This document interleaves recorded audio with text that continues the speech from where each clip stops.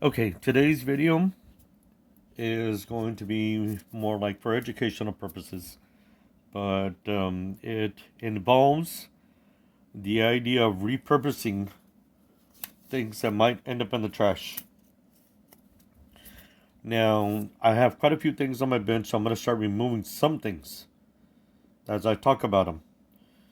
In order to scrap some given items, you might need some tools, whether it's needle nose pliers with wire cutters in them. Okay.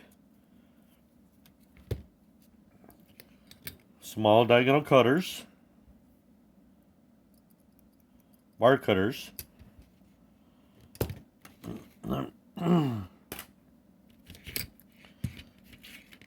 Okay. Large diagonal cutters, wire cutters.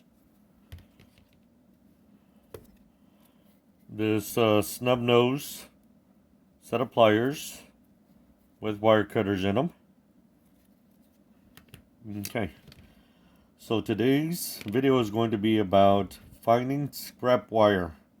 Now this is just a small example of what I'm talking about. Sometimes if you're a hobbyist or if you're a repair technician, field technician, or even somebody that does repairs at home, you'll find that some of the either accessories or appliances or major appliances will have items that just end up in the trash bin. Okay, so the items that generally end up in the trash bin have a lot of scrap items on them, whether it be wires or bolts or whatever they may be.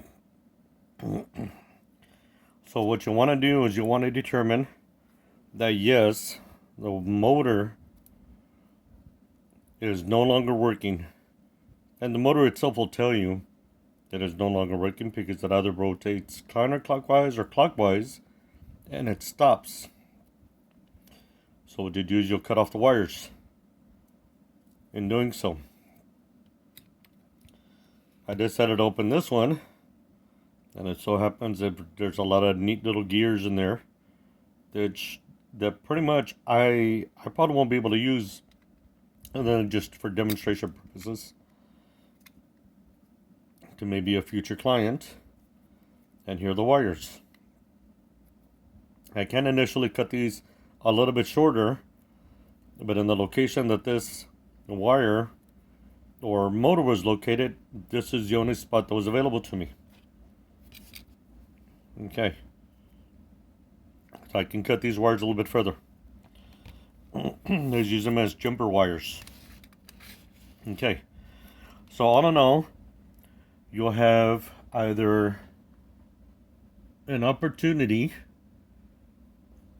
to scrap wire and use them as little jumper cables where they're appropriate eyelets, not outlets, eyelets, and you'll have quite a bit left over. Keeping in mind that these are professional grade wires, and I believe this came off of a 220 volt assembly. I probably won't use them anywhere above 12 volts, just for hobby purposes. Okay. And as I stated previously, you'll need the appropriate tools in order to get these items off.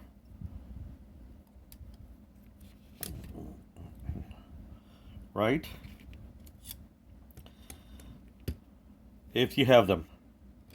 If not, your local hardware store will have either starter kits, which are still pretty reasonably built with quality, or you'll get your professional grade with locking mechanisms.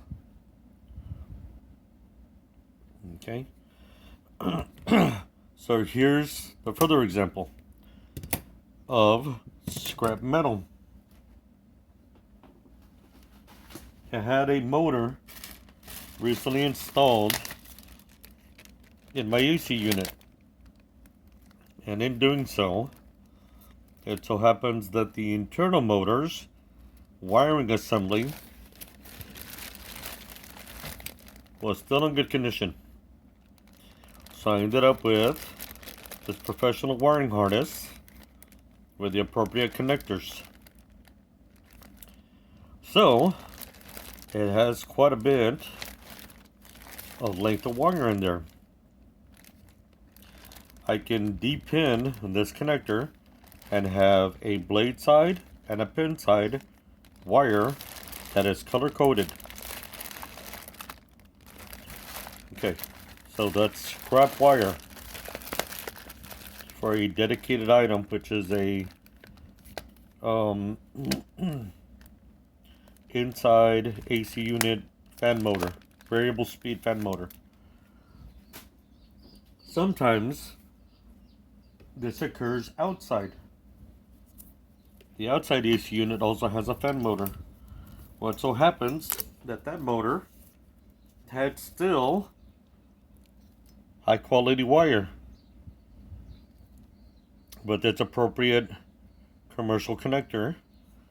So I went in and the contractor cut this wire free from wherever is located in the outside unit, and then I went in and finished off the rest.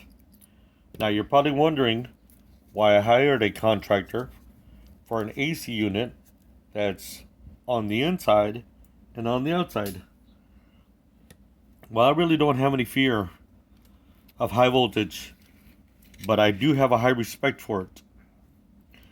The voltage that is situated inside AC units and outside AC units runs above 240. That, my friends, is extremely dangerous.